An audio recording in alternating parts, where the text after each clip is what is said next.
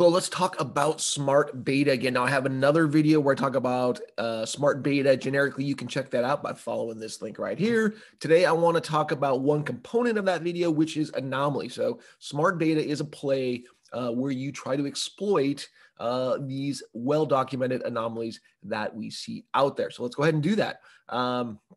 Here are some examples of some anomalies that we mentioned in the previous video. Buying cheap stocks or value stocks, high quality, smaller, low volatility, momentum, these types of things. So what we're going to do is we're going to go through and look at the performance of these types of factors. So here is a chart, and there's all these charts we're going to look at today look very similar. You're going to see those two blue bars in there. Those represent recessions. This data is a little bit old, so we don't include kind of the pandemic numbers here, but we're going to see similar patterns. This is quality. Now there are lots of definitions for quality, so I'm going to show you a few different of those. This is earnings quality, so that would be a play on accruals, but we can see in general this does tend to be a positive alpha factor, right? So it's something you would want to be exposed to. Management quality is another way of measuring quality. Again, this does seem to trend upwards. So it is, again, something you would want to be positively exposed to from a smart beta perspective. Profitability, yet another play on quality. This is one of the better factors out there. These scales aren't the same, so this one actually is one of the better factors out there, even though it has this kind of long period where it was a bit flat. But in general, this is a pretty good factor, which is, from my thinking, an anomaly because it's just profitability. There's no valuation associated with that. We can also talk about value, right? So one way to measure value would be an earnings yield.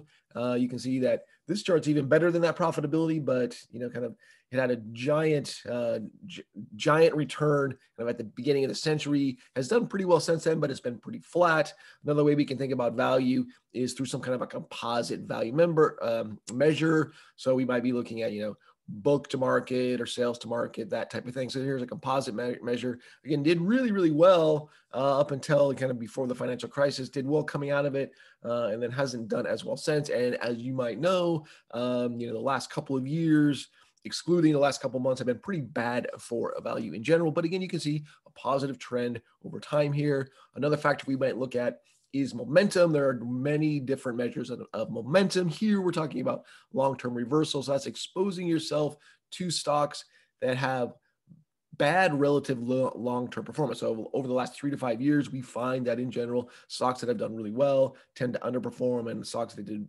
poorly over the last 3 to 5 years do well. It's not really the classical measure of momentum, but it is a factor here. And you can see that it hasn't really worked for quite some time here.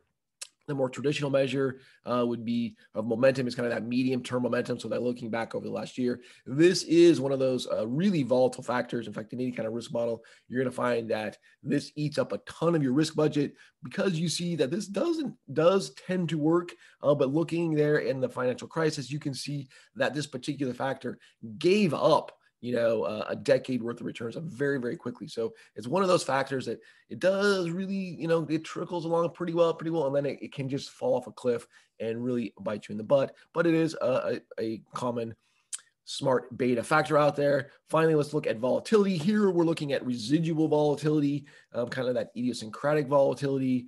But we could be looking at beta. We could be looking at, just absolute volatility. And you see similar patterns where it just, you want to be kind of underexposed to volatility, right? Because this thing's slowly trickling down. So many of the other factors, you want to be positively exposed. When it comes to volatility, you want to be negatively exposed. And that's a well-documented phenomenon. And I guess finally, we're going to do size here. So again, this is kind of, looks like size doesn't work. So that means that in general, you want to be exposed to smaller cap names and large cap names.